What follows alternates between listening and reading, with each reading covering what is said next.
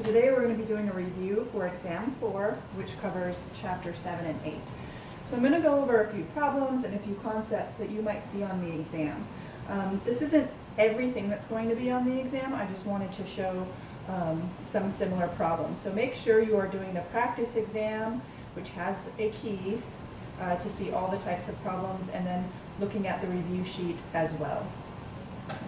All right, so we're going to start with a temperature conversion, and I wanted to do one of the harder ones, just so you can see how that's worked out. So you will have several temperature conversion problems on the exam, so make sure that you are comfortable with those. If not, do some practice, and you can also request a Zoom meet with me, and we can do some virtual face-to-face figuring out some of these problems if needed. So let's start with this negative 40 degrees Fahrenheit, and we're going to convert it to Kelvin.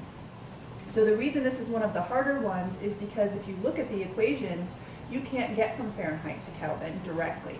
You have a middle step. So we are going to be going from Fahrenheit to Celsius first, and then at Celsius we'll get to Kelvin. Okay, so my first step is from Fahrenheit to Celsius. So I want to pick the equation where Celsius is equal to. Okay, so I'm looking at degrees Celsius equal to, and then in parentheses we have Fahrenheit minus 32 divided by 1.8. So what I'm going to do is I'm going to plug in that negative 40 in where the Fahrenheit is.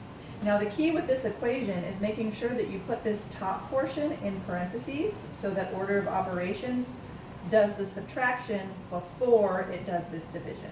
Okay, so put that in parentheses, or even just calculate that first separately. So I have negative 40 minus 32. That gives me negative 72. Then I'm going to divide that by 1.8. And I get negative 40. So this is one of those temperatures that's the same in both Celsius and Fahrenheit. So this is very rare. Okay, but now I have Celsius. Like I said, the fact that they're the same, this is extremely rare. Okay, so now that I have Celsius, I can go to Kelvin. I'm going to pick the equation where Kelvin is equal to. In this case, it's degrees Celsius plus 273. So we're going to take that negative 40, plug it in for Celsius. So we have negative 40, don't forget the negative sign, plus 273. I get 233 Kelvin. All right. So that's one of the temperature conversions. So make sure to be practicing those for the exam. There's at least 3 questions on the exam with temperature conversions. All right, now let's move on and look at another type of calculation. So here we have a heat calculation. We have 75 grams of aluminum at 42 degrees, and we're going to cool it down to 22 degrees. We're going to calculate the heat lost. So if you're losing heat, your Q value is going to be negative. If you're gaining heat, your Q value is going to be positive. Okay, so let's look at what that equation is. So whenever we're talking about calculating heat, heat is a form of energy. It's represented by this letter Q. And it is mass times C, which is specific heat, and then times the change in temperature.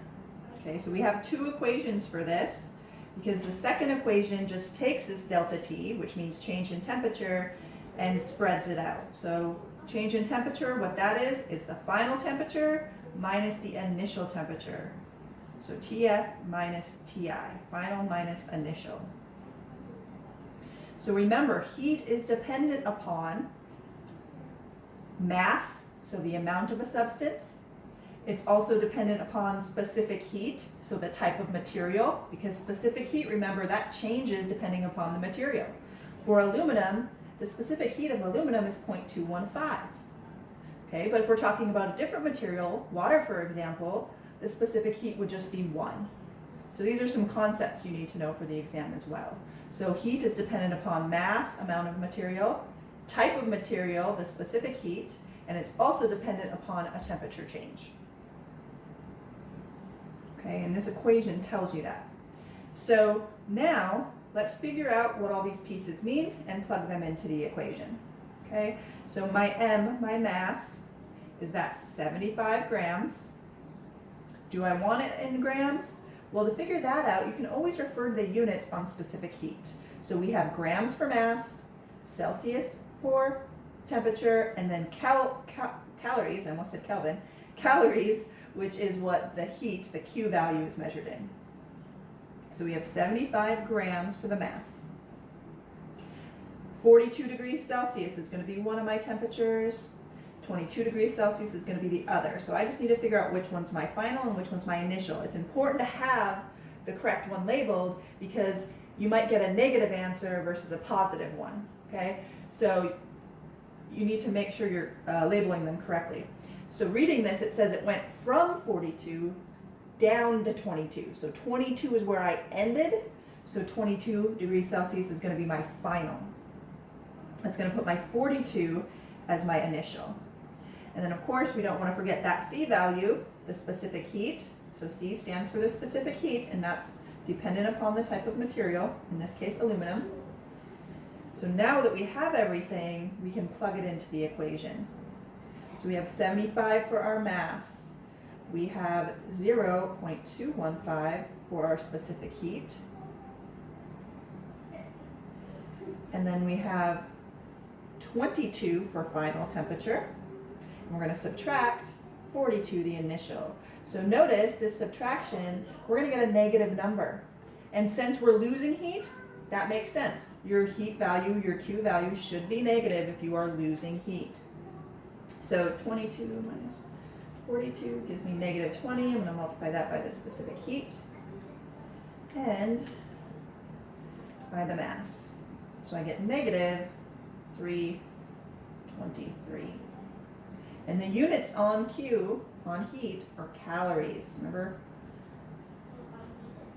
So heat was lost, so it's a negative. Make sure you are paying attention to if your answer should be negative or positive, because I will give you both choices on the exam. All right. So now I'm going to look at a few concepts, and then from chapter 7, and then we'll look at chapter 8.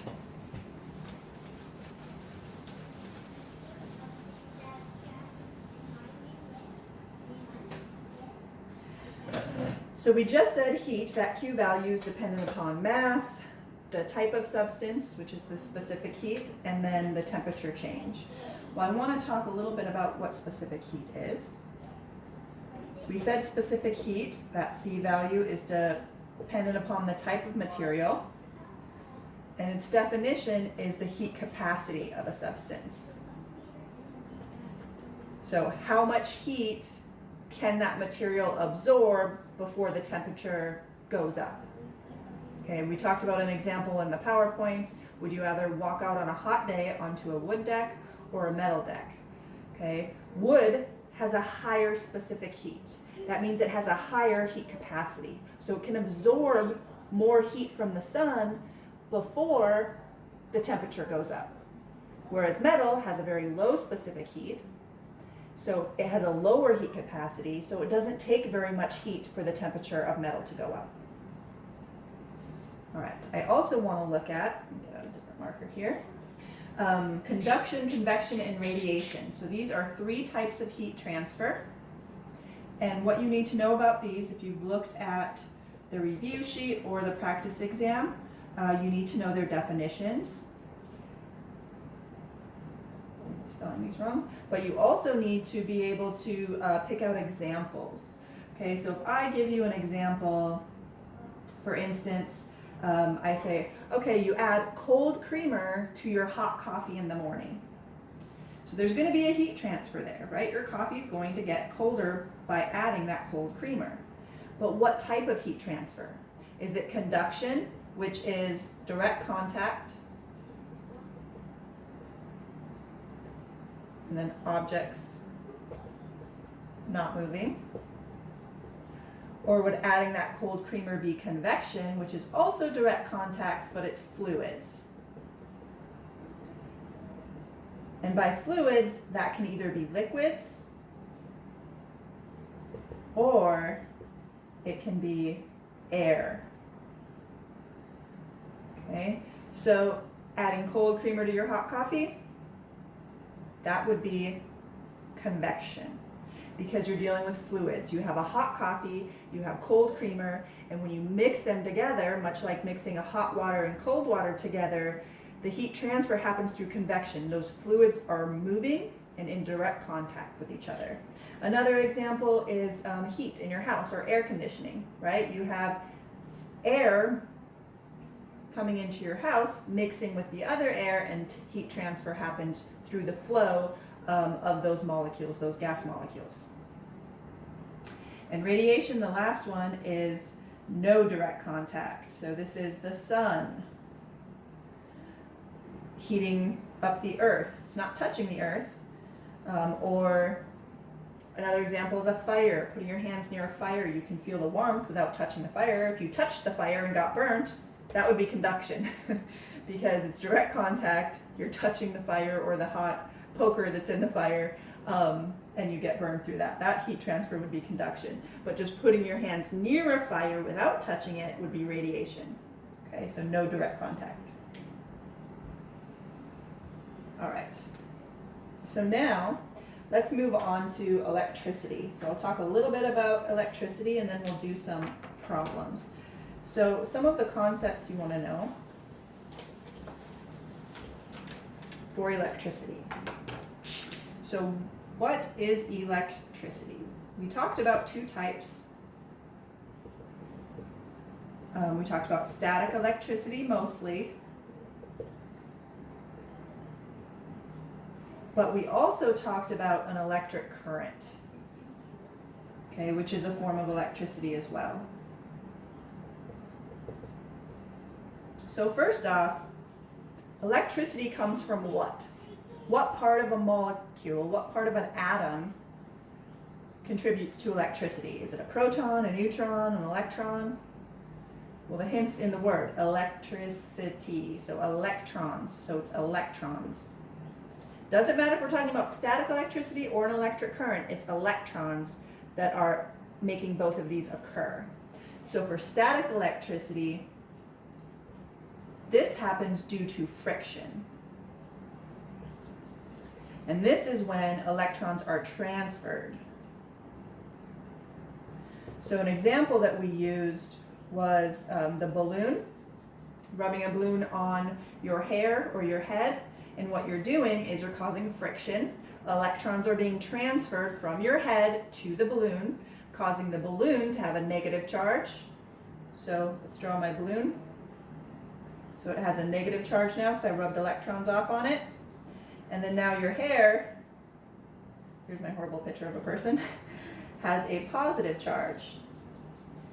So your hair is going to follow the balloon as you pull the balloon away because we have negatives and positives. And what do we say about opposites? Opposites, do they attract or repel? They attract. Okay, so this is static electricity. For an electric current, it's a little bit different because from static, that means still, not moving, right? So these electrons aren't flowing. They were transferred, but they're not in a constant stream, a constant flow. For electric current, we do have electrons moving consistently. And we usually see this along a conducting wire. So we talked a little bit in the PowerPoints about copper being a good conducting wire. That's why it's used often in houses. So an electric current would be electrons flowing or moving. And when we talked about this, we did end up looking at an electric circuit. When we looked at electric circuit, we had a voltage source, which is represented by these lines here. Then we had a resistor or more present. So I'm just going to do a simple one with just one resistor. So this would be my R, my resistor. So the resistor remembers like a light bulb or the phone you're trying to charge or anything you're plugging into the wall is a resistor, okay? This here would be the voltage, the battery or the plug-in itself, where the voltage is coming from. And then the current, the electric current, are the electrons flowing from the voltage source all around powering up the resistor and making their way back.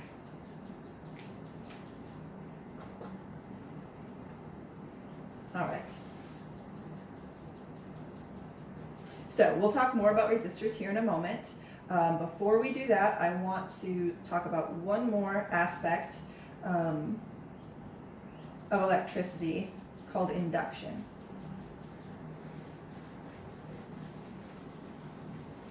So induction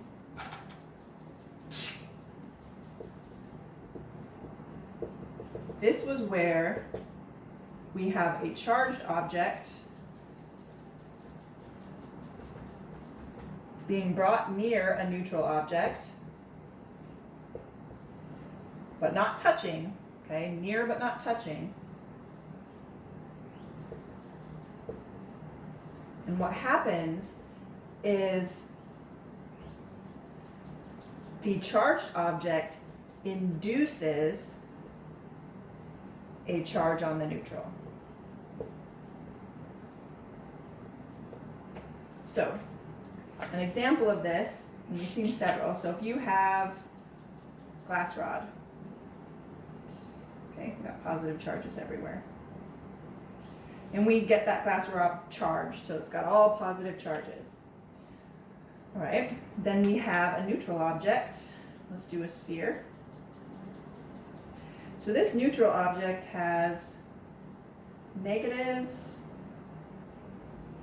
and positives. So when I say neutral, I mean it has the same amount of negative charges as positive charges.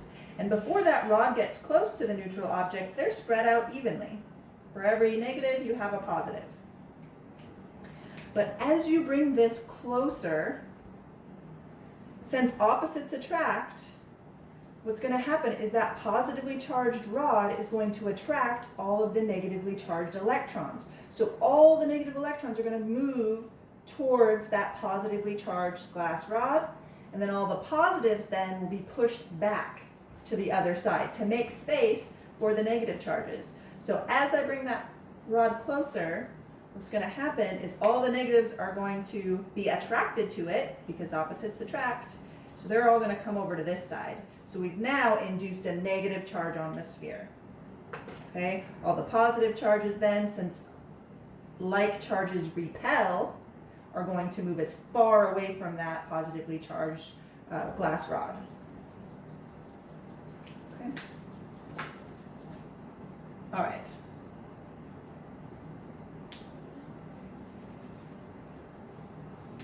Make sure you're also looking at magnets as well. So know how a compass works. I know that's written in the review sheet, and I think there's also a question on one of your quizzes. So know how a compass works. It's similar to the charges, right? Opposites attract, except for magnets, it's the north pole and the south pole that are going to attract. Instead of positives and negatives, we have north and south. So north and south are opposites, so they will be attracted to each other. North and north would then repel. But now what I want to do is go into circuits. So know the difference between series and parallel. So a series circuit with multiple resistors will have one after another. So a key with series circuits is that they all have the same current. Okay, so remember we said here's our voltage source, here's our resistors, whether it be light bulbs or whatever else we plugged in. And when we have the current flow in a series, it's the same current going through each resistor, because after it goes through R1, that same current has to go through R2. That same current has to go through R3. So one of the things with series circuits, not only is it the same current going through all three resistors, but if one of these goes out, so if this was 3 light bulbs, if R2 went out, that light bulb went out, what's going to happen is it's going to stop that current from flowing because that light bulb's broken. It can't get through. So if it can't get through, one light bulb goes out, the rest are going to go out as well. Since it's the same current, it's going to make the rest of them go out. Another thing about series is they're not as bright as parallel because of this current, okay? So if I add more resistors, that is gonna make the bulbs dimmer because the voltage is additive. So it's not each light bulb isn't gonna get as many volts as it needs, so that's gonna cause them to be dimmer, okay? So another thing you need to know about series is how to calculate the R total. So for this particular one, the R total or the total resistance would be 3 different R's added together.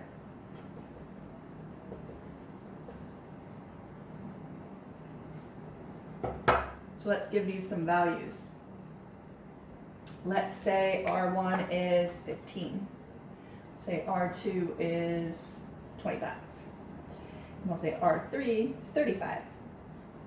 Okay, so if I needed to figure out the total resistance, all I would need to do is add, the units are ohms, add those 3 together. So I would simply take 15 plus 25 plus 35. So my total resistance for this series circuit would be 15 plus 25 plus 35. Oops, calculator error. If you ever see any incorrect calculations on here, please let me know as soon as possible so I can alert other people. I don't have you guys here to help me out with the calculations while I'm trying to write all this down. So I make a lot more mistakes. As you notice in class, I made mistakes on the board sometimes too. So please point them out, don't hesitate. So 75 ohms, because resistance is measured in ohms, for that series circuit. Okay, now I'm gonna look at a parallel circuit. So we have our voltage source. And with parallel, it is not the same current going through all of the light bulbs or all of the resistors.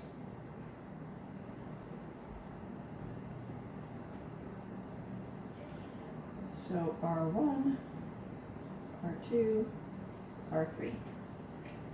Okay, so let's follow the current here. Here's my voltage source. Let's do the current in pink. This is parallel. Okay, so current's gonna go through. What happens when the current gets here is it splits. Part of it goes through R1, the rest of the current continues on. Once it gets this other junction, it's gonna split again. Part of it's gonna go to R2, the rest is gonna move on, and then the rest will go through R3. Now they're all gonna eventually connect up again to get back to the original source. Okay, so different current going through each resistor. So that's the difference between these two. Series, same current. Parallel, different.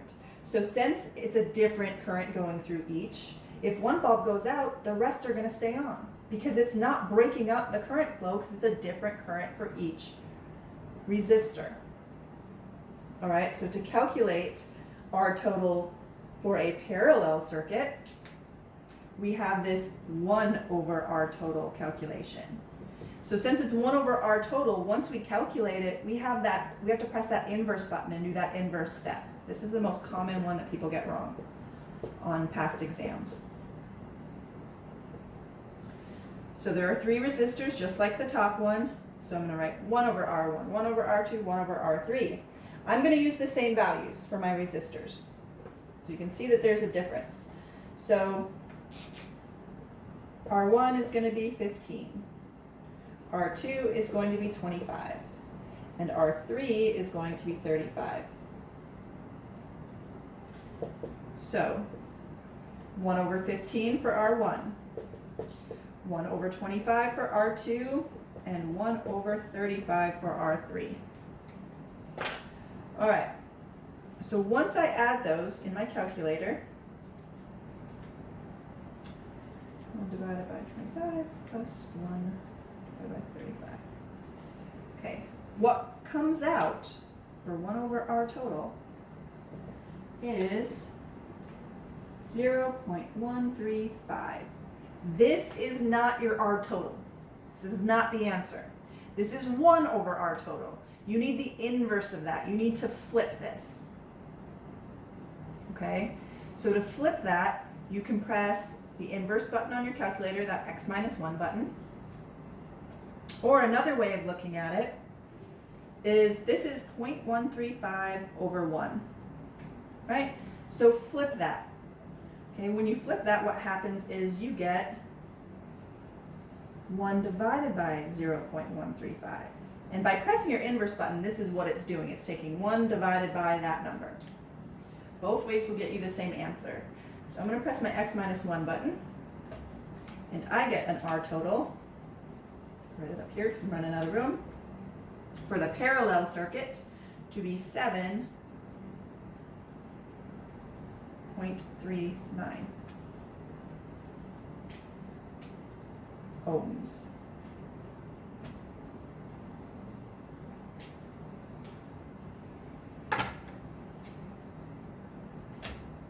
All right. So I'm just going to do 2 more quick problems. And like I said, this is not a comprehensive review. This isn't everything that's going to be on the exam. There are, I think, 33 or 34 questions on the exam. So make sure you're doing that practice exam. Make sure you are looking at the review sheet.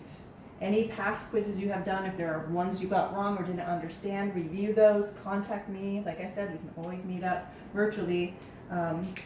Zoom has a whiteboard so I can work things out in real time with you. All right, so let's look at a 25-watt light bulb.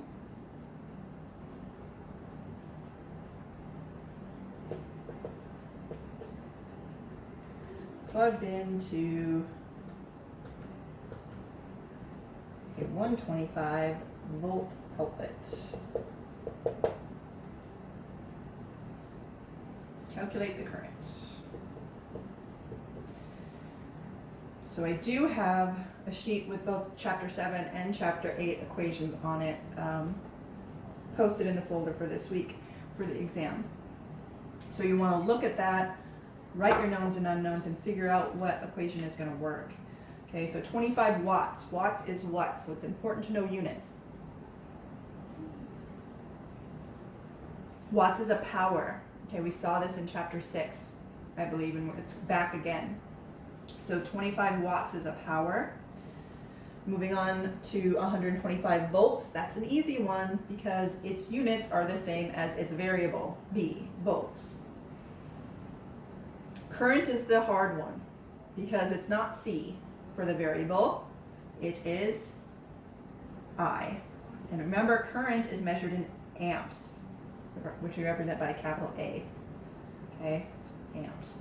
So this is what we're looking for. That's our question mark. So now we go through our equations and see which one has a P, a V, and an I. Okay? And we only have one, and that's power is equal to the voltage times the current. So we have to rearrange. We want current, I, by itself. I need to get rid of V. So to do that, I'm going to divide by V. Whatever I do to one side, I have to do to the other. So I get I, current, is equal to P over V. I can then plug in. I have 25, and I have 125.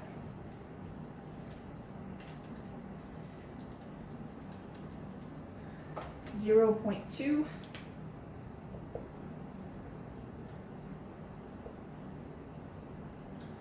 So that would take a current of 0.2 amps or amperes. All right, last one.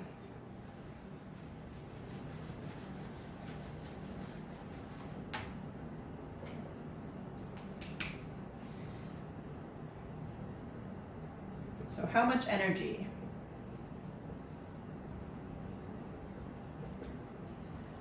Does a 1.5 kilowatt power washer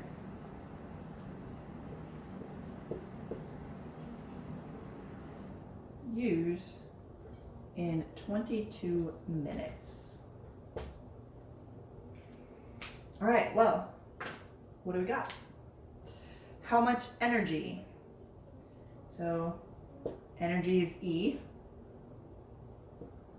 question mark, because it's asking how much. does a 1.5 kilowatts.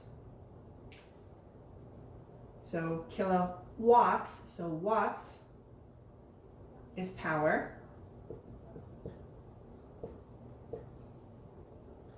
And then last but not least, we have 22 minutes. So minutes is a time. So you're outside and you're power washing for 22 minutes. Let's figure out how much energy that's going to take. You could then even move on and calculate how much it would cost. You don't need to do that for this exam. So first off, we got some problems. Or not some problems, but some conversions we need to do. So power is in kilowatts. We don't want it in kilowatts. We want it in watts. So we're going to convert 1.5 kilowatts to watts. And notice it's metric to metric. And how I know that is because I have kilowatts and watts. I have that last letter in common. So I can use that KHD space DCM. And this time what's going to go in that empty space, my base unit, is going to be power, so it's a W for watts. What I want to do is start at the K, because that's where I'm at 1.5 kilowatts, and move to the W. To get there, I'm going to move that decimal 1, 2, 3 times to the right. So starting at the decimal, I'm going to go 1, 2, 3 times to the right. What's going to go in those empty spaces? Put zeros. So that's going to give me 1,500 watts. Right, well, we have converted now the power, but we're not done.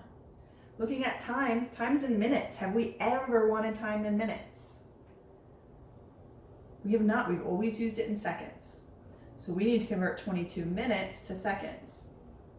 So this one is not metric to metric, right? We don't have a letter in common. This needs a conversion factor. So the conversion factor we need is, we have 1 minute. How many seconds are in 1 minute? 60 seconds. So this is our conversion factor we're going to use. When we're using a conversion factor, we do those railroad tracks. Okay, and what we want to start with in this upper left-hand corner is the number given to us, which is 22 minutes. We're then going to take that conversion factor and figure out which way we need it to go. So do we want the minute portion on the top or the minute portion on the bottom? In this case, we want the minute portion on the bottom because they need to be on opposite sides of that horizontal line so that they can cancel. Multiply it by my 60 seconds. I'm going to get 1,320 seconds.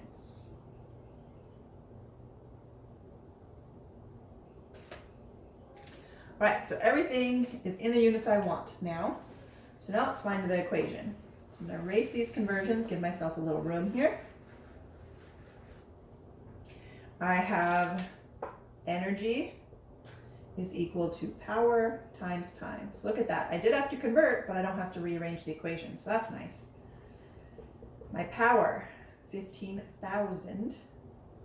My time, 1320.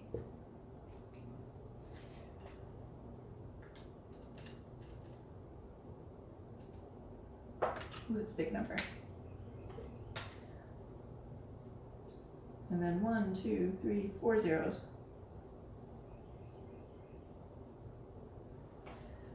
Oh, that's a lot of energy. Energy is measured in joules. Okay? Heat energy is the only form of energy we have seen that is not measured in joules. So that heat energy, that Q value is calories. This energy, electrical energy, is joules. Kinetic energy was joules. Potential energy was joules. Work was joules. Okay, so heat energy is the only one that hasn't been measured in joules. So a lot of energy. All right, so that is it for the review. If there are any problems that I did not cover or concepts that are confusing and need clarification, let me know. I'll set up some Zoom reviews and we can talk in real time. So that might be a little bit easier. That way I can figure out exactly where everyone is struggling. So Last exam of the semester, all we have left is the final exam. So this is our last regular exam. For the final exam, I will also be doing a review. I'll probably split it into 2 different videos, just because it's going to cover everything. So I don't want it to get to be too long. So let me know if there's anything else that I can do to help. And good luck on the exam.